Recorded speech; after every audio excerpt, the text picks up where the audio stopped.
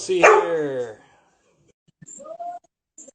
Be written and produced by us, and that was like, this to me was probably the most nerve-wracking song we've dropped because of that. Like, it was just like, is it good enough? Is it like the right, is it right for us? Is it, like, are we like in over our heads? And you never really know until you know with something like that. As anybody that creates anything knows, like, whether you make YouTube videos or take pictures or talk on the radio, like, all of that is very like, am I doing it right, almost? And at the end of the day, I feel like people find expression more important than doing it right. And that's what we're seeing right now. It's sick to like literally see that play out. It's pretty crazy. Yeah, the feedback that we're getting is phenomenal. Like the video, it's close to 10 million views on YouTube, which is sick. There's people all over the world watching right now. Like I just saw somebody from Australia was on here. Like your fans are crazy and they love you guys. So I think they're proud of what you guys are doing. Well, thank you. You're so kind. Gosh. Also, this guy keeps biting my butt. Sorry about him. Say hi to all the people, Krbe. What up, Krbe? This is my dog Bear. Bear? I love that name. Oh, he's so cute. What's up, doggy? Dude, we could literally just do this for the whole Instagram live. I'm fine with it. Yeah, exactly. Oh, Bear, cutie. So you're the drummer, right? I am for this. Yes. You can play a lot of instruments. I was reading like 20 different instruments you can play. Yeah. Yeah, it's funny because when we made the song, we kind of were thinking about that. We're like, so like, how are we gonna do this? It's a big live and so forth. But the thing with this song was Kanye's. It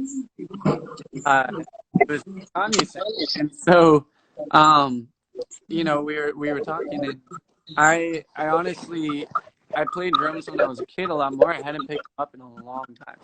And we were like, all right, well, someone play the dance. Like, if they're too good for no one to play. I just like, all right, screw it, I'm gonna learn the drums, and I picked them up probably like a month, and just like really dove back. But man, the drums they're unique. They're not a string, which is kind of like my forte, I guess. Like, I love string, but I love your Wi-Fi. I think we're having a little problem with your Wi-Fi there. Man, he's just coming in and out. Wait, I'll wait for you. Hold on. Stand by. Yep, now you're good. Okay, there we go. Boom, back. Yeah, so yeah, the drums. Chicks love the drums, though. Chicks love drummers. Hey man, I love drumming, so I guess that works out. So how do you guys decide to go this route? Like, I wouldn't say from like being like a traditional boy band to now like you guys are more of like a rock band now. Like, is that where we're going? I guess for me, I'm just following the fans in my ears and my bandmates' ears of where we want to head. And it's funny, Fallen feels very rock heavy, which I dig. And I think the next song people hear is going to kind of surprise them because it sounds nothing like Fallen. It's almost a bit more alternative. Yeah, I don't know. Honestly, the whole album is pretty diverse. But I will say, like, the leading voice for us finally is the fact that we write all of it. And it's a bit more like live, and just like, to me, the inspiration has changed a lot. Like, we're not following, I feel like before, we were kind of following past boy bands and we were following Top 40 radio now. And now we're kind of diving into this world of like, what do the fans listen to and what do we listen to? And I think that a whole new sound is kind of coming from that.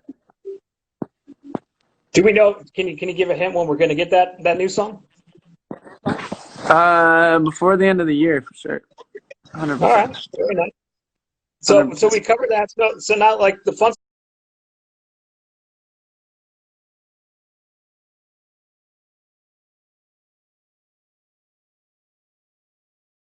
comes Daniel. Let's see here. You know, the album of my life, to be honest.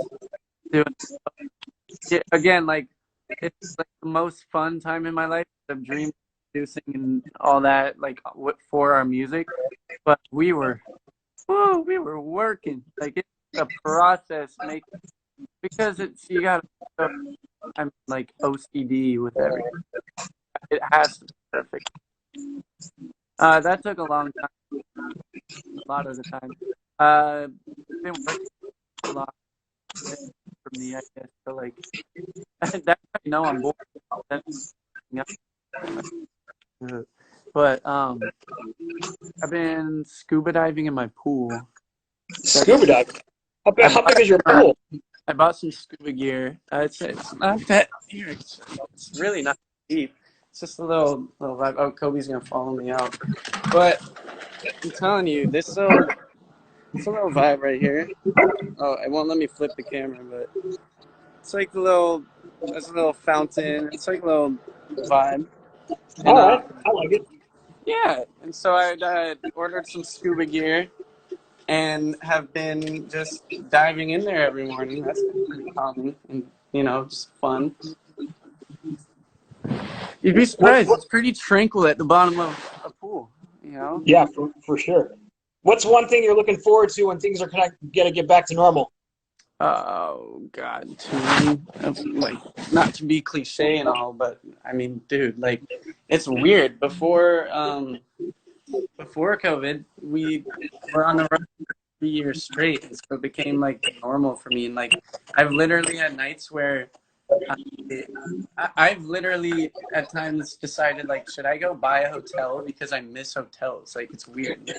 I feel more at home in a tour bus or a hotel than like my actual home, which is just weird. But I definitely miss like just the whole aspect of it. I miss the fans a ton, like obviously seeing them every night and like feeling that like you just feel like so full of purpose when you're out there on the road and helping people through things and doing Right. shows and seeing people like light up. It's like really hard to beat that, so I miss that for sure.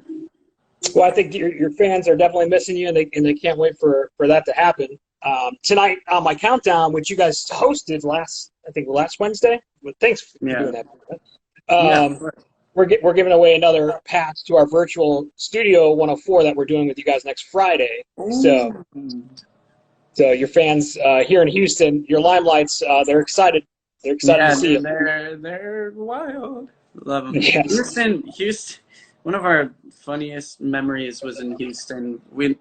I don't know if everyone knows. Well, our fans that are on here. That obviously we started from the bottom. Like we didn't get thrown together or anything. We just were like, we are gonna really busk it and go out and do what we can. And we played. If there's a fan in here that was at the show, I'm gonna lose it. But we played for like 20 people at this like bar in Houston, and the sound guy was probably like 90 years old. And on stage with us, there was like this half naked mannequin. Like it was interesting. And oh my goodness, I'll just never forget that show. It was like, I can't believe we're playing in this venue right now. Like, Right. it's pretty gnarly. But yeah, any fan there knows what I mean when I say it was just one of a kind. That's why I love. I love doing. Like I love artists that grind it. This was like 20 years ago. There was a person that was opening up for New Kids on the Block, and we were doing like a performance before the show with the opener. Yeah. And nobody went to the opener. Nobody showed up. And you know who that opener was? It was Lady Gaga. Huh. So yeah, who knew? Like now she's one of the biggest superstars in the world. But yet nobody was like at the beginning. Nobody even showed up. It can happen to anyone, Exactly. And that's why the opportunity is endless. Really, you just gotta keep going. Crazy. Yep. And you guys are doing big things. Well, I appreciate you taking some time. Are you a baseball fan at all? Do you watch baseball? My whole family is of the I never kept up. Okay. Our Houston Astros, they're a baseball team. They're about to play in 10 minutes. So Oh, we, all right. Go. Yeah, you gotta watch that. we need some good vibes from you, okay? All All right, Daniel, thanks for hanging out. I love the song Fallen, and we'll see you next Friday for our virtual Studio 104. right. Thank you. All right, buddy. See ya. Appreciate it, brother. See ya.